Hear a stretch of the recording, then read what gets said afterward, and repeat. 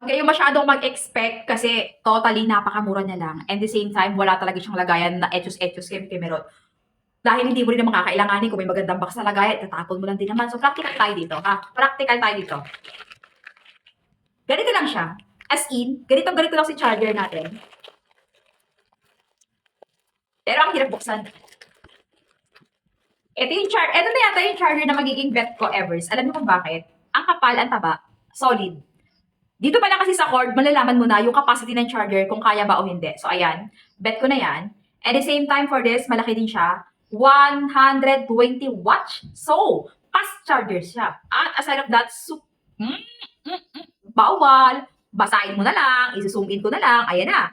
Naka-discount sale to ngayon. Pag gusto mo yung ganitong klaseng charger, panoorin niyo may ibang video ko dyan. Dami kong charger na ginagawang video, guys. Ganitong ganito. Sobrang sulit. Ito yung basket natin. Bilisan mo. Habang mura pa. Huwag ka na kung saan-saan nabili ng mga charger.